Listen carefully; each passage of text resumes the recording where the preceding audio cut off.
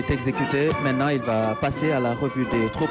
Tout à fait. Là, il va procéder à la revue des troupes, accompagné par le général de corps d'armée, chef d'état-major général des armées.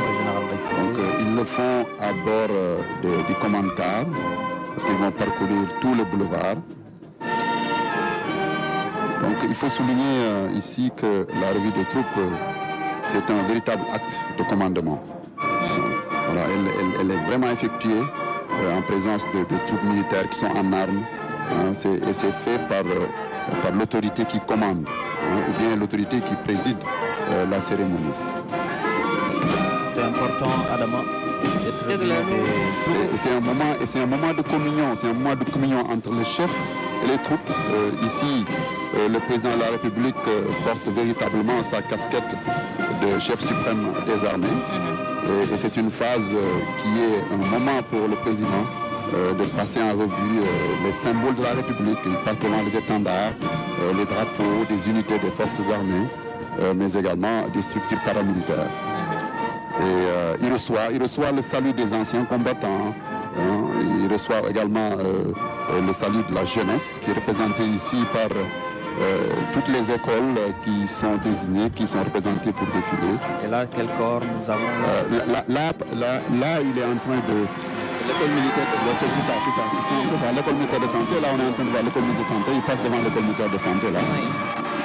Après, il y a l'école nationale des officiers d'actifs. Le Noa de Thiès, tout à fait.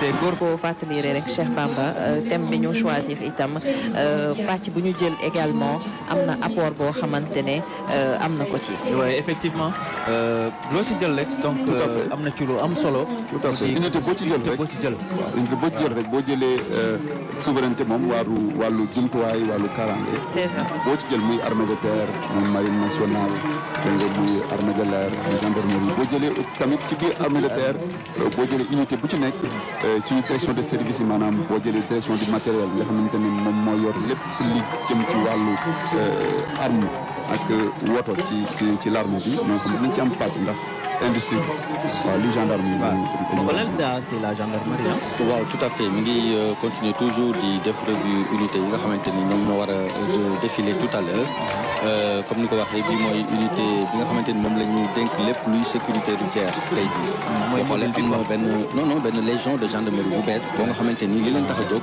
c'est exclusivement la sécurité routière donc ñoom ñoo yore le trafic au niveau des routes nationales au niveau des lignes autoroutières fépp foo nga xamante ni waa ñooñu dafay taxaw ñoom ñoo fay nekk unité bu bees kii mooy waa bataillon des paras Thiar ñu nekk de Thiaroye yi ñoom nag unité de réserve générale la maanaam unité d'élite la ñoom ak commando yi waaw ñun vraiment c'est des unités yi nga xamante c'est des unités emblématiques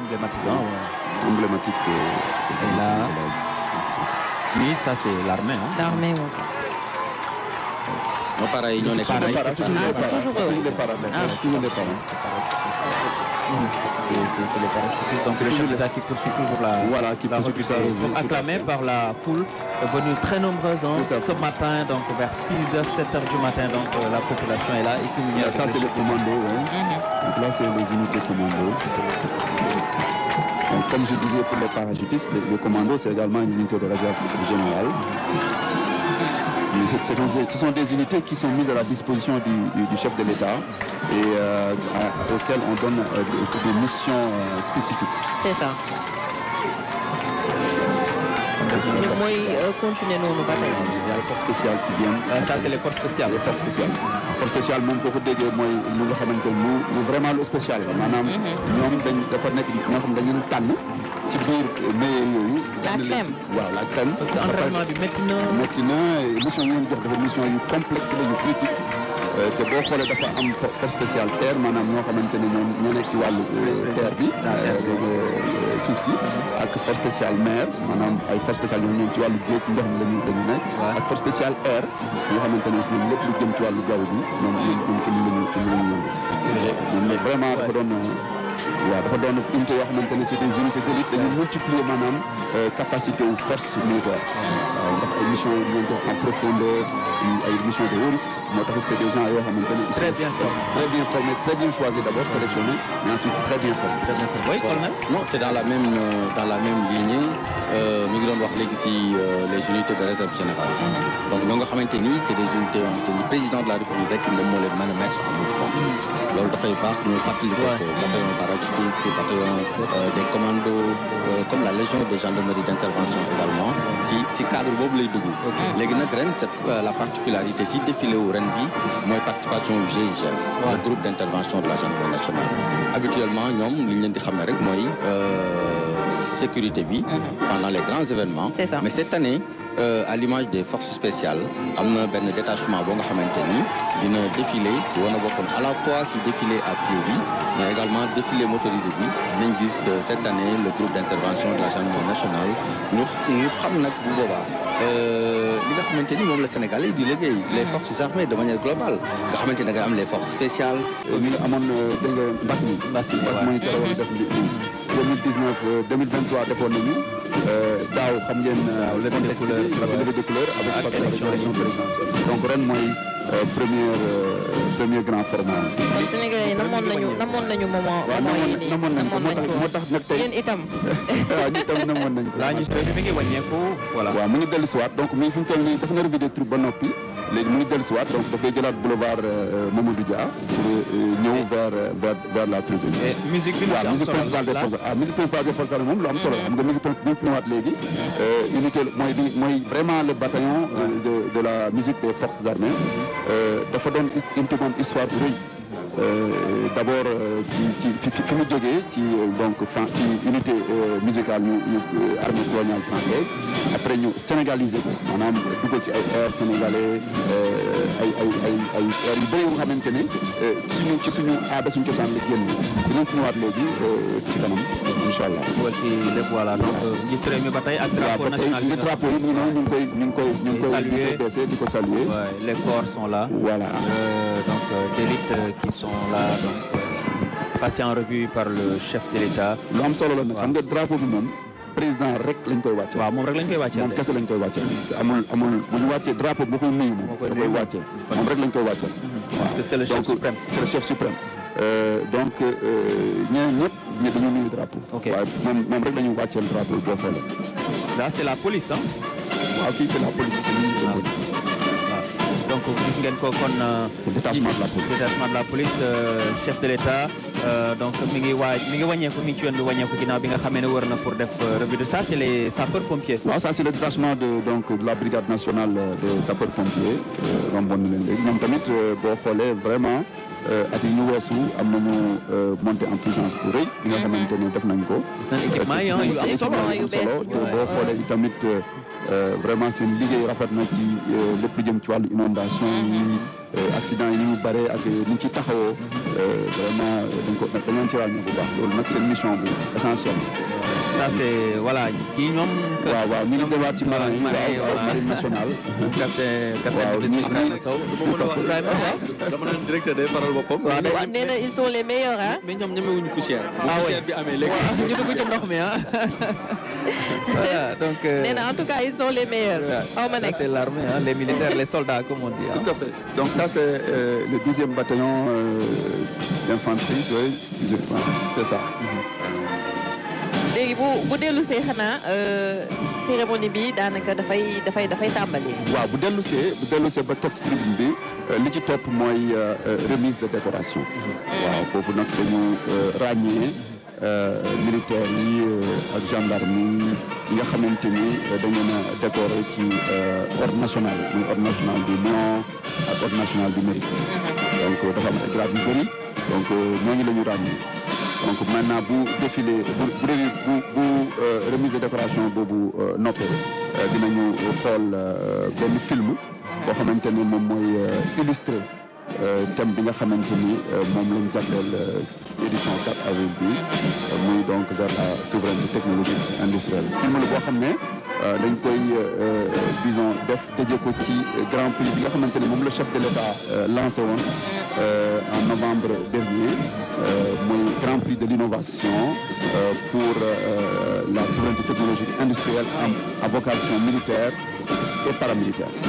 Donc da doon prix boo xamante ne dafay booster xarañteef sénégalais ñu maanaam ñu compétir pour créer ay jumtuwaay créer ay projets yi nga xamante ne dina permettre industrie de défense bu Sénégal national da nga lancé wu.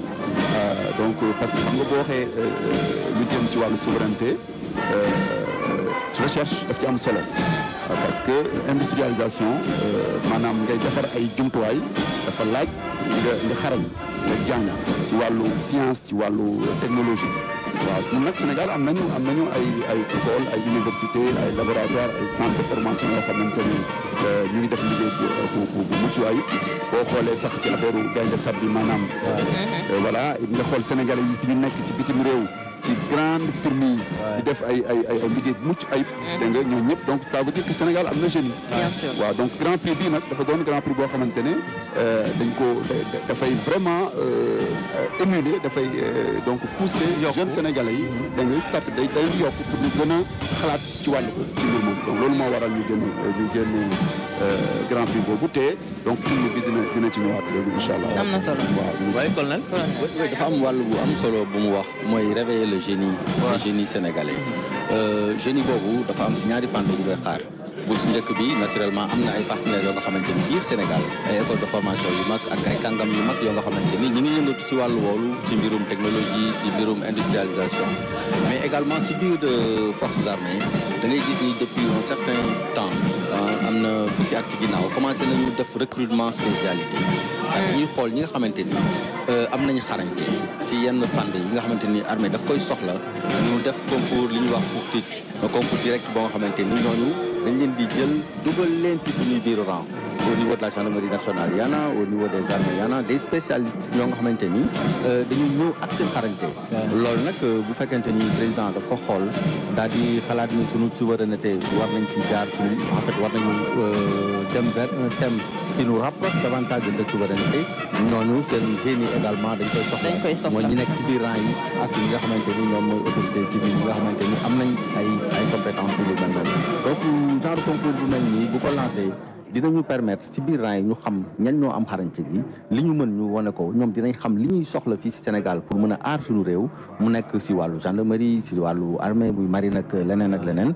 outils yi nga xamante ni moom la ñu war a jëfandikoo mu méngoo ak suñuy réalité ñu war a mën a xool yan jéego lañ ciy teg pour que bis bu ñuy teg industrie de défense boobu ñu mën ko réaliser fii ci suñu c'est vrai jamono day dox gis nañu demoon fële Turquie tamit ñëw fi wax dëgg yàlla am partenariat bu am solo boo xam ne ñu ngi koy def ak Sénégal ci wàllu woowule ba tey njiitu réew waaw parce que ba tey ñu ngi koy gis ni muy ñëw xam nga yaa ngi wax léegi partenariat boobu ñuy def au niveau avec la Turquie mais dafa foofu rek xam nga partenariat boo fay souveraineté moom xam nga mënoo xëy rek ne da ngay décréter créer ay usine dafa doon processus boo xamante ne dafa laaj lu bari dafa laaj d'abord yow say capacité interne. waaw mais kon leen def musique bi ñuy dégg rek laa bëggoon wax ci ndax neex na wala dinañ ci ñëwaat. dinañ ci ñëwaat léegi parce que waaw dinañ ci ñëwaat léegi.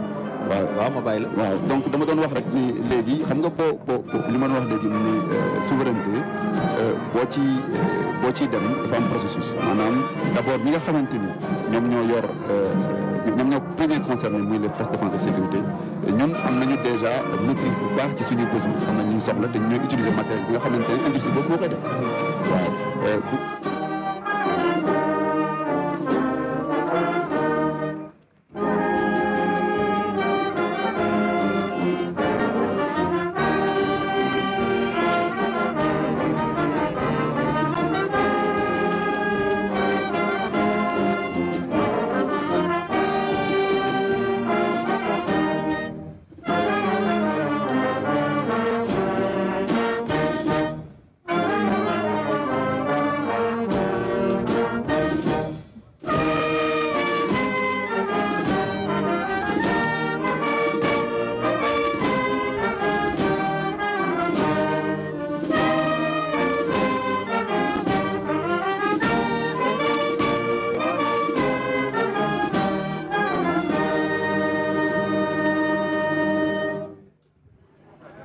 voilà, le président de la République, son Excellence, M. Bassirou Diomaye Faye, est là donc sur le tapis rouge et il va rejoindre la tribune officielle pour présider ce défilé du 4 avril.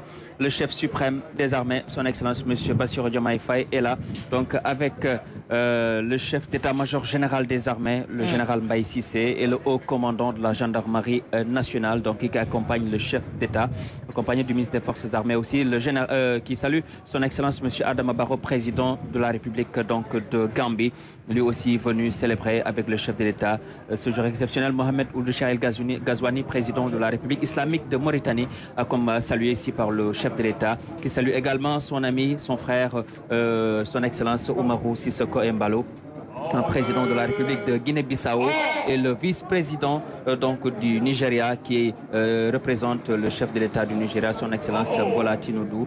Ces hôtes de marque officiels du chef de l'État qui salue également Malik Ndiaye, président de l'Assemblée nationale, président d'institution également, qui salue également voilà, les premières dames, Marie Khone Faye, épouse du chef de l'État, Absa Faye également, épouse du chef de l'État, qui viennent accompagner le chef suprême des armées. Un jour extraordinaire, très beau ce matin, premier défilé, grand format du chef de l'État, son Excellence M. Bassirou Diomaye Faye, qui salue aussi le Premier ministre Ousmane Sonko.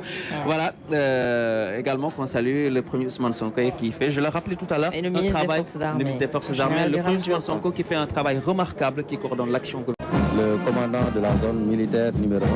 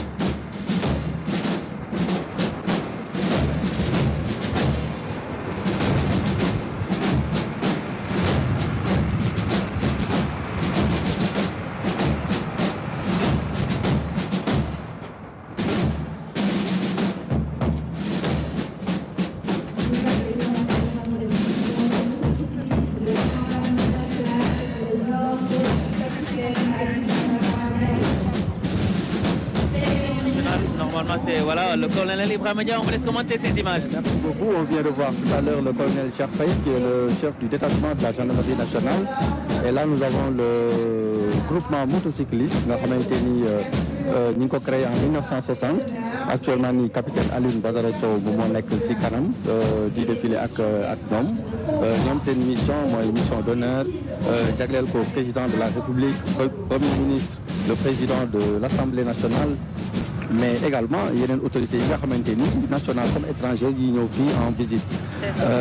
tey jii nag ñu xam li nga xamante détachement bi di défilé que ñoom au-delà de li ñuy liggéey mooy mission d'honneur yi am nañu aussi ay mission de police de la route, ay mission d'escorte de convoi yoo nga xamante ni moom la ñuy def. moto yi nga xamante ni moom la ñuy défilé nag ñu ngi nekk des motos de marque BMW R1250 RT ak ay Yamaha 40 FJR 1300. Amna solo avec la gendarmerie nationale qui passe. Voilà, nous avons c'est la Légion de gendarmerie d'intervention. Alors pour cette année, la LGI est articulée en version hybride sous les ordres du chef d'escadron Ousmane Faye, qui défile à la tête d'un escadron porté, mais également de 3 escadrons blindés. Donc il rappelait que la LGI est une unité de réserve générale à la disposition de Monsieur le Président de la République pour appuyer les autres unités. Elle est spécialement chargée du maintien et du rétablissement de l'ordre sur l'ensemble du territoire national. Elle participe également aux opérations aux côtés des armées dans le cadre de la défense opérationnelle du territoire, mais également assure le perfectionnement des élèves gendarmes qui sont en application. Donc avec la montée en puissance, la LGI compte actuellement 18 escadrons articulés en 3 groupements de maintien de l'ordre réversibles en mode combat pour la défense opérationnelle du territoire. La version portée de la LGI est sous les ordres du lieutenant Massen Sen. Elle défile à bord de véhicules de type van Iveco, mais spécialement destinés au maintien de l'ordre.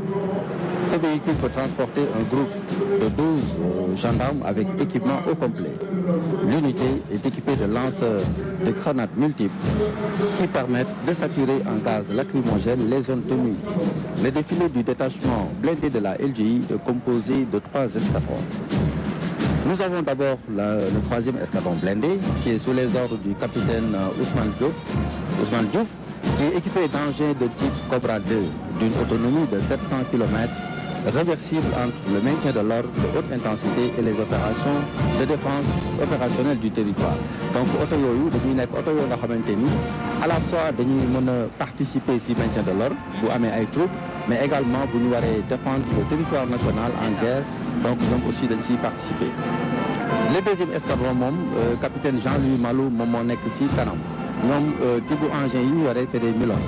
Les Milos c'est des engins polyvalents, des 4x4 utilisés dans les opérations militaires et policières, capables de protéger les occupants contre les mines terrestres et les engins explosifs improvisés.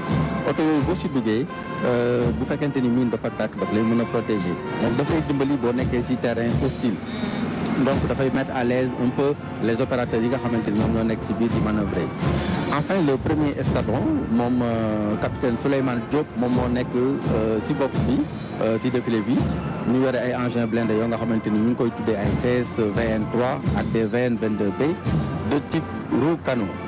Le blindé CS VN3 est utilisé dans les opérations spéciales, le soutien au combat, la lutte contre le terrorisme, les opérations de maintien de la paix. mais boo jëlee VN 22B yi ñoom ay engins d'assaut lañu loo nga xamante ni ay type 6.6 lañu yore ay fonctionnalités yu bare ak technologie boo nga xamante ni bu avancé la ñoom seeni canon ay canon 105 la ak ay mitraillettes yoo nga xamante ni 7.62 ñoom la ñuy tiré ak des lance-feu fumigènes mu nekk ay oto yoo nga xamante ni dañuy am possibilité di def ay frappes yu précises. C'est parce que technologie bi ñu àndal moom moo tax ñu am possibilité boobu parce que technologie bi dafa ànd ak système de stabilisateur de tir.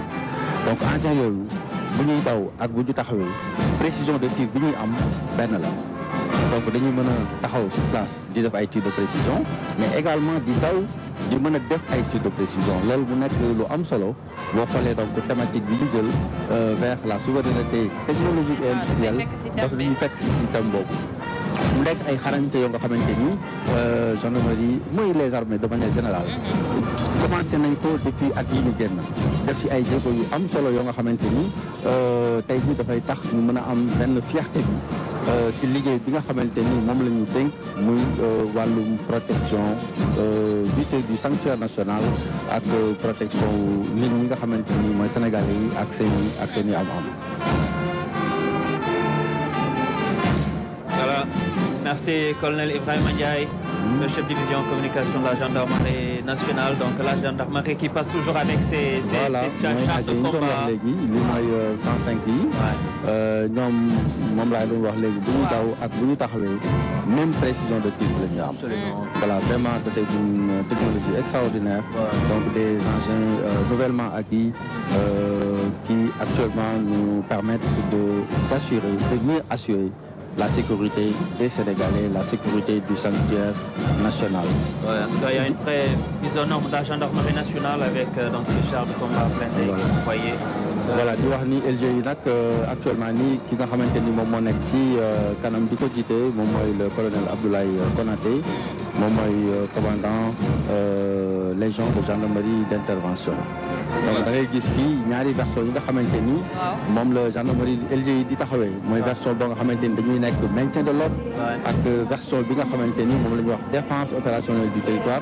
Donc parce que loolu dafay wane gendarmerie nationale force de continuum bi mu nekkee dafay agir en temps de paix, agir en temps de crise, mais agir également en temps de guerre. Donc mu nekk lu am solo. Alors ñii nii ñoom la ñuy wax la section cynotechnique. Alors cynotechnique mooy cynopile ñoom la ñuy wax habituellement cynopile.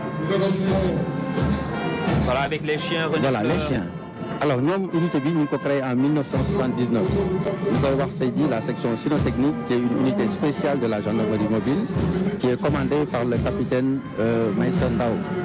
Donc unité bi nag dafa yore ay rasu xaj yu bari ay berger allemand ay berger belge malinois ay berger hollandais ay labrador ay cocker. Donc mu nekk xaj yoo nga xamante ni dañ leen di tàggat. ñenn ñi dañ leen di tàggat ci mbirum explosif ñenn ñi ci mbirum arme ñenn ñi ci mbirum munition ñenn ñi ci stupéfiant am na sax yoo nga xamante ni ci ay billets de banque lañ leen tàggat. ak ay pistage nga xamante ni bu ñu leen soxlaa ñoom ñooy sentir di renifler li nga xamante ni moom mooy danger bi nekk dans les environs.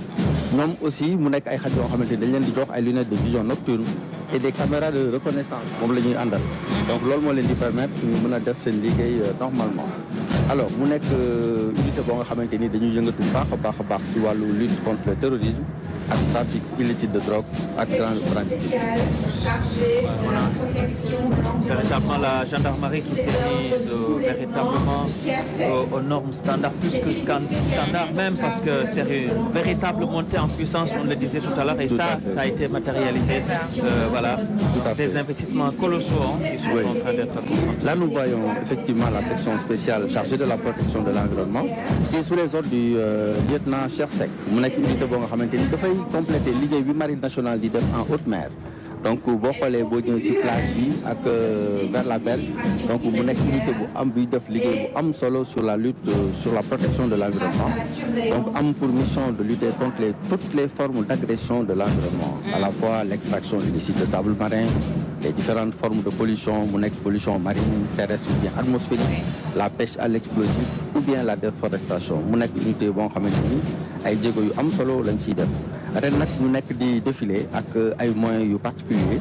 D'abord am nañu ci ay quad yu bari ay jet ski yoo xamante ni dañu permettre ñu mën a naviguer ci berge bi vers la plage.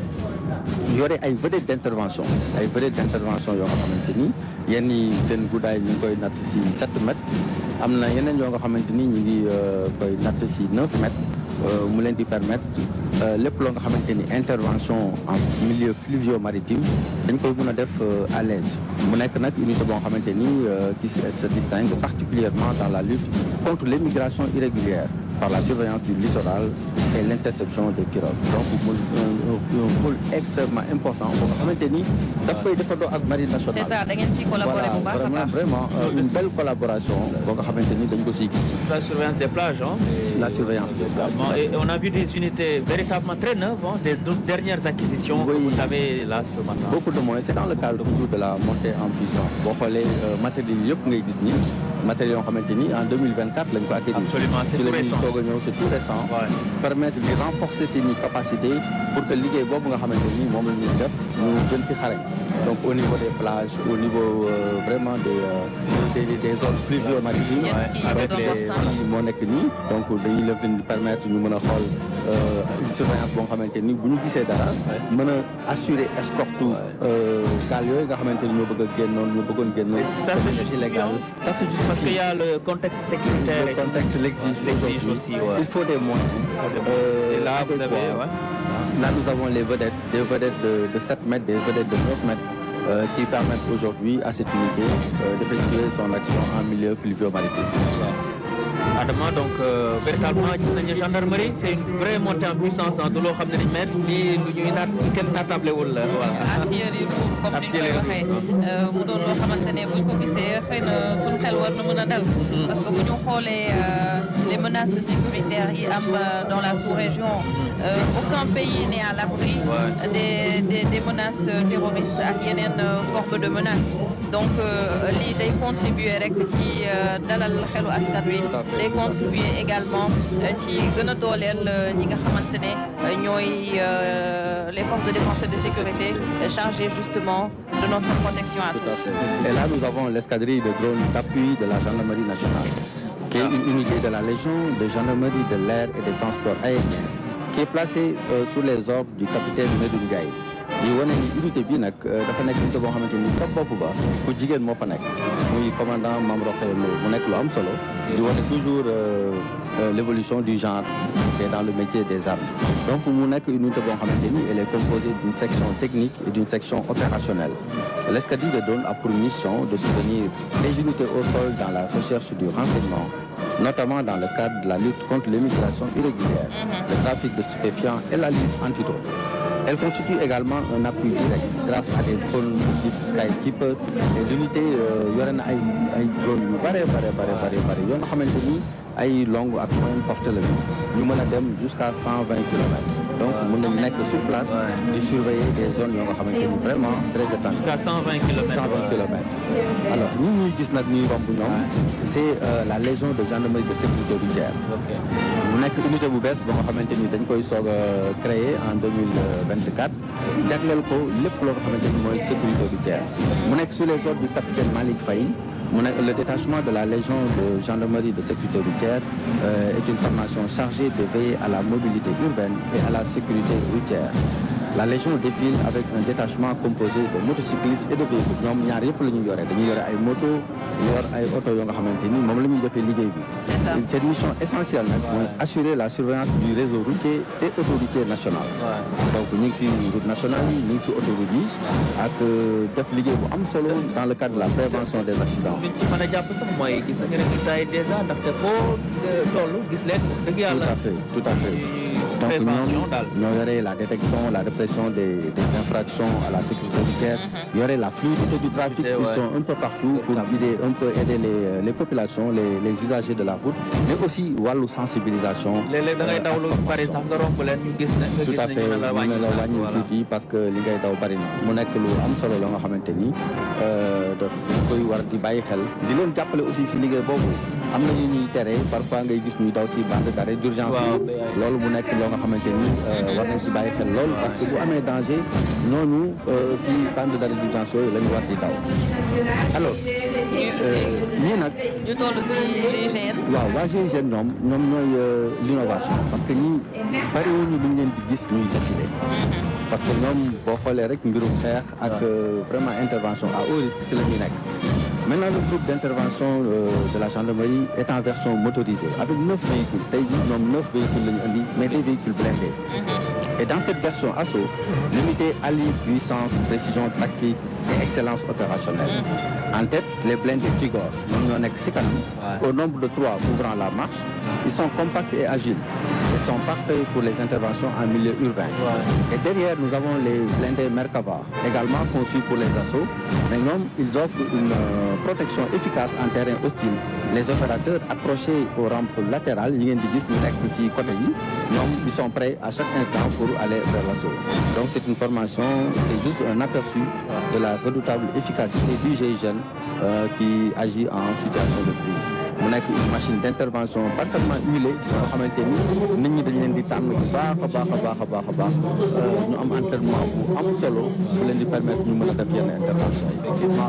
Le GIGN, oui, tout à fait. Donc là, après le passage de la gendarmerie nationale, donc là nous voyons venir le détachement du bataillon de transmission, qui est donc avec à sa tête le lieutenant-colonel Abdoul Aziz Fall, qui est le commandant du bataillon. Donc ce qu'il faut dire, c'est que le bataillon de transmission, c'est un bataillon du commandement. En fait, c'est un bataillon qui est articulé autour de 4 compagnies qui sont représentées ici. Donc il y a l'appui au commandement, il y a aussi tout ce qui est l'appui logistique, l'équipement, mais il y a également tout ce qui est cybersécurité, guerre électronique, etc. et cyberdéfense. Donc ce qu'il faut savoir, c'est que bataillon des transmissions, moi vraiment bataillon bi nga xamantene mo yor lepp lu jëm ci walu lekkelo ci digënté unité ci intervention yi manam ci chef bi su bëggee wax ak ay unité bi nga xamantene ñu ngi ci terrain bi nekk ci moom mu nekk état major bi.